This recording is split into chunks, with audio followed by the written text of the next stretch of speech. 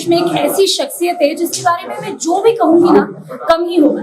इसलिए मैं बहुत बड़े तारीफों के पुल बांधने से अच्छा है आपको सीधे सीधे नाम बता दूं, क्योंकि अगर मैं कहूंगी कि वो पूर्व मुख्यमंत्री हैं, वो राजा साहब हैं, वो दिल के बहुत साफ हैं, हंसमुख हैं और जो दिल में आता है साफ शब्दों में कह जाते हैं, तो आप शायद मेरी इस बात पर सोचेंगे नहीं और समझ जाएंगे कि मैं बात कर रही हूँ किसकी। मध्य प्रदेश के वरिष्ठ कांग्रेसी नेता जिनका पूरे देश में सिक्का होता है, दिग्विजय सिंह जी, जो मध्य प्रदेश के पूर्व सीएम भी रह चुके हैं।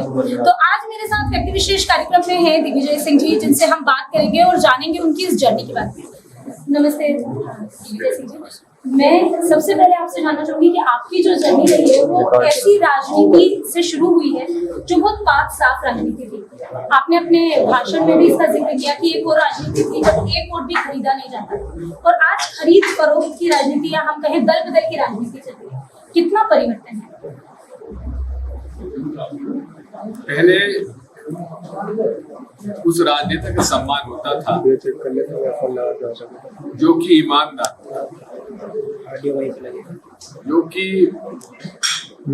जो स्थापित परंपराओं और मान्यताओं में मतलब उसकी कदर होती है, प्रतिष्ठा।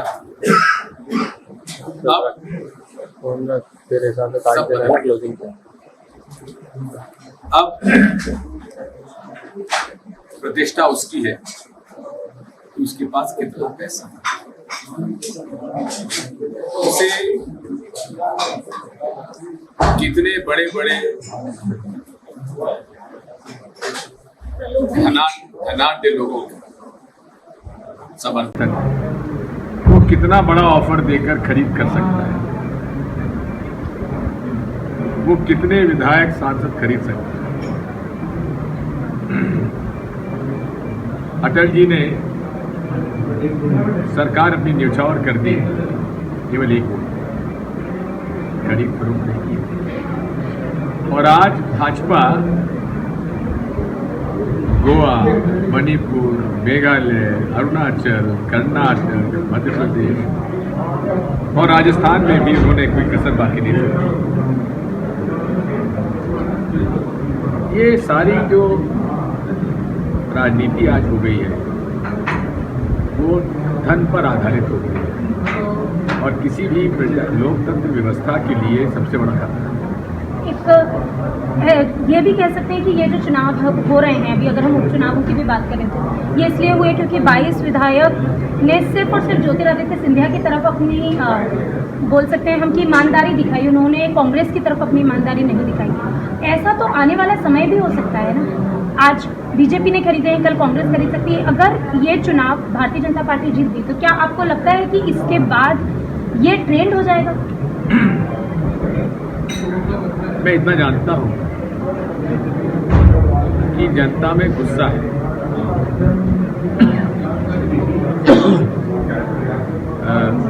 खरीद फरोख्त करने पर गुस्सा है,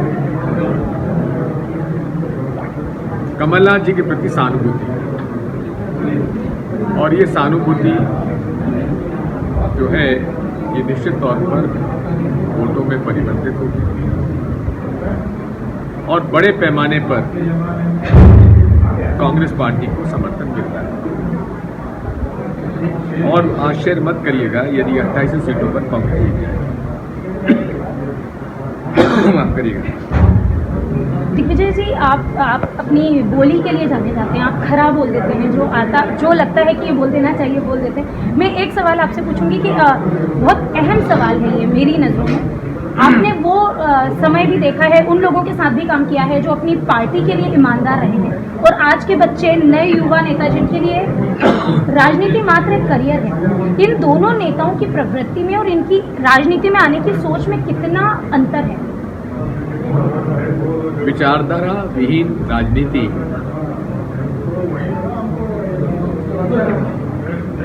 इसे महात्मा गांधी जी ने बहुत ही अनुचित माना। आखिर राजनीति होती क्यों? पद प्रतिष्ठा तो मिलती है, लेकिन लोकतंत्र में विचारधारा ही सर्वोपरि। मैं प्रशंसा करता हूँ पुराने जनसंघ के लोगों की, आरएसएस के लोगों की इस बात की कि उन्होंने साफ कहा हमें हिंदू राष्ट्र चाहिए और उससे वो इधर उधर कभी नहीं हुए। उन्होंने, हालांकि मैं उससे इत्तेफाक बिल्कुल नहीं रखता, क्योंकि धर्म का उपयोग राजनीति में नहीं होना चाहिए। हर व्यक्ति को अपना धर्म का पालन करने का अधिकार है। धर्म वो है जिसकी बुनियाद इंसानियत, चाहे जो धर्म ले लीजिए, उसकी बुनियाद, उसका जो तत्व, मूल तत्व है वो इंसानियत। लेकिन धर्म का उपयोग यदि राजनीति में होगा, राजनीति हमेशा बांटती है, सत्ता और मुक्ति होती है। धर्म जो होता है वो निज व्यक्ति के आस्था का प्रश्न है। इसलिए मैं इससे बिल्कुल नहीं सही मानता कि धर्म का उपयोग राजनीति में किया जाए। आपने कहा कि धर्म का उपयोग राजनीति में नहीं किया जाना चाहिए, एक बहुत सही बात है, क्योंकि कई बार ऐसा होता है कि जब हम धर्म से रिलेटेड राजनीति करने पर आते हैं या उनकी बात करते हैं तो हम सही और गलत भूल कर प्रत्याशी को सिर्फ इसलिए वोट देते हैं कि ये किस धर्म या जाति का है। बहरहाल अगर हम बात करें, आप राजा साहब आपको कहा जाता है, आप एक ऐसे घराने से ताल्लुक़ रखते हैं जहाँ अभी भी आप राजाओं, मतलब अगर मैं कहूँ कि हाँ हमारे देश से राजाओं की प्रथा ज़रूर खत्म हो गई है, लेकिन वो गुण आप में अभी भी मौजूद है। तो एक राजा साहब का एक राजनीति में जन सेवक बनकर काम करना, कैसी जर्नी रही आपकी? मेरा जन्म सन 47 में हुआ और 47 में जन्म लेने के बाद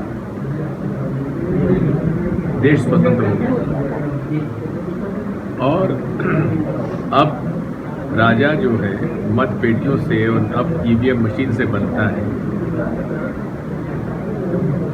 रानी की और महारानी की कोख से नहीं बनता। इसलिए मैंने शुरू से, और मेरे पिता इस मामले में बहुत सख्त थे, उन्होंने मुझे कभी ये महसूस भी नहीं होने दिया कि मैं किसी राजा का बेटा हूँ। साधारण रूप से मैंने अपना जीवन किया और हम लोगों ने, कम से कम मैंने अपने जीवन में कभी अपने आप को जो राजतंत्र और जो राजशाही का एक जो वैभव होता है उससे मैंने आप को दूर रखा। क्योंकि मैं पब्लिक स्कूल में पढ़ा, वहाँ पर गवर्नमेंट नॉमिनीज भी आते थे, दलित भी थे, आदिवासी भी थे, हमारे अच्छे दोस्त थे, उनके साथ मिलते थे, बैठते थे, खाते थे, खेलते थे, पढ़ते थे। कभी महसूस मैंने नहीं किया कि मैं कोई राज करेगा। और मेरे पिता ने भी, मेरा विवाह 22 साल की उम्र में विवाह हो गया था स्वर्गीय मेरी आशा देवी से।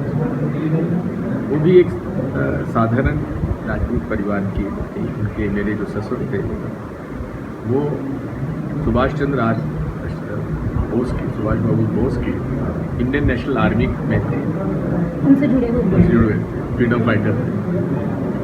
उनकी बेटी से मेरा विवाह हुआ और मैं कह सकता हूँ कि वो स्वयं देवी सुरभि बहुत हम लोग अच्छा दाम्पत्य जीवन बीता। आपको आश्चर्य होगा बेटा कि मुझे याद नहीं आता जब मेरे और आशा के बीच में कहीं विवाद हुआ। ये तो एक्चुअली एक ब्रेकिंग न्यूज़ है। 69 से लेकर 2013 तक उनको कैंसर से वो नहीं रही। हम लोगों को कभी बात ही नहीं हुई, झगड़े की तो बात ही छोड़ दो, क्योंकि काम बटा हुआ था।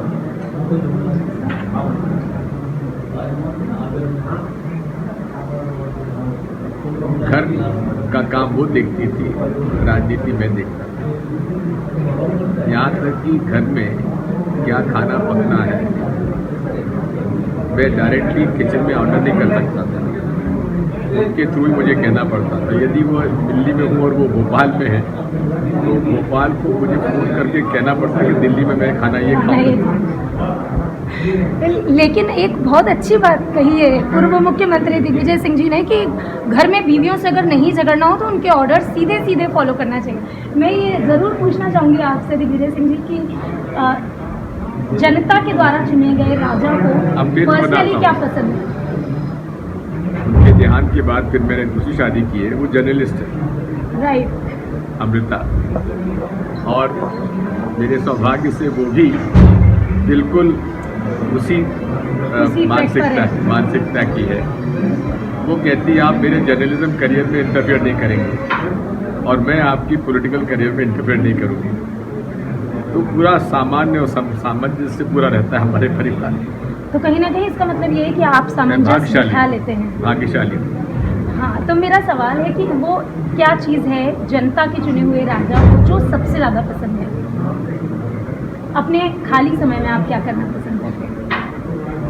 खाली समय मिलता कहाँ है, फिर भी खाली समय में मुझे संगीत का शौक है, शास्त्रीय संगीत का शौक है, सुनता हूँ और पढ़ता हूँ। क्या आप गाते हैं? स्कूल में गाया करते थे, अब तो सुनते हैं। दिग्विजय सिंह जी, आपने बोला कि आपको गाना सुनने का शौक है, खाने पीने में कौन सी ऐसी चीज़ है हमारे दर्शक जरूर जानना चाहेंगे, क्योंकि ये वो एंगल है जिस पर किसी और पत्रकार ने आपसे सवाल नहीं किए होंगे। मैं एक बात बताऊँ आपको, मैं खाना बहुत अच्छा पकाता हूँ। अरे वाह।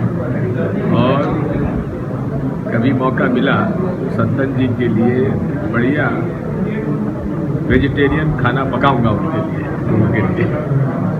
शुक्रिया। दिग्विजय सिंह जी, मैं चाहूँगी कि आप जनता को कोई एक ऐसा मैसेज दें। ऐसे कई लोग हैं जो पॉलिटिक्स में अपना करियर बनाना चाहते हैं क्योंकि उनको लगता है ये क्रीम करियर है जहाँ पर पैसा बहुत है। तो ऐसे युवकों के लिए कि कितनी मुश्किल है राजनीति, या अगर राजनीति में अपना करियर बनाना है या आना है तो क्या सोचकर आना चाहिए? राजनीति को इसे पैसा बनाने का माध्यम नहीं समझना चाहिए। यदि आपने समझ लिया तो आप पैसा कमा सकते हैं लेकिन प्रतिष्ठा नहीं मिलेगी। और आज मैं सुखी इसलिए हूँ क्योंकि मेरे ऊपर ना तो कोई इनकम टैक्स का केस है, ना कोई इन्फोर्समेंट डायरेक्टरेट का केस है, ना कोई सीबीआई का केस है। यहाँ तक कि जो मेरे पिताजी मुझे संपत्ति दे छोड़ गए थे वही मेरे पास है। हाँ, मैंने कोई ज़मीन जायदाद मेरी बेची नहीं, सुरक्षित रखी, और वो सब मैंने अपने बेटे को ट्रांसफ़र कर दी। मेरा जो जीवन हमेशा फक्कड़ रहा है और फक्कड़ हूँ, यही मैंने ऐसा जीवन जी लिया। लेकिन मैं उन सब युवकों और युवतियों को कहता हूँ, राजनीति में आना है तो पहले अपने घर को संभालो, पहले कुछ व्यवसाय करो, पैसा कमाओ। राजनीति में धंधा मत करो। पंडित द्वारका प्रसाद मिश्रा मुझसे कहते थे, मुझे बड़ा प्रेम करते थे, कहते दिग्विजय तुम अगर राजनीति में हो तो कोई बिजनेस मत करो, और किसी बिजनेसमैन को राजनीति में ज़्यादा मदद मत करो। मैंने उसका पालन किया, इसलिए मैंने अपने जीवन में कोई बिजनेस ही नहीं किया। जो मेरे बाप दादा छोड़ गए थे उससे जो आता था उसी में अपने आप को मैंने चलाया। सौभाग्यशाली था जो मेरी पत्नी इन सब चीज़ों को देखती थी और अब अमृता देखती है। मैं तो अपना पॉकेट मनी लेके अपना खर्च करता हूँ।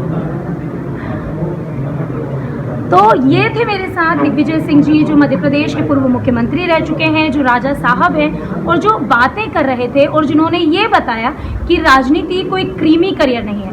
तो अगर आप भी राजनीति में आना चाहते हैं तो इसे जन सेवा समझकर आई। बहरहाल आज के व्यक्ति विशेष में बस इतना ही। खबरों के लिए जुड़े रहिए खबर 100 के साथ। जनता की बुलंदाबाज।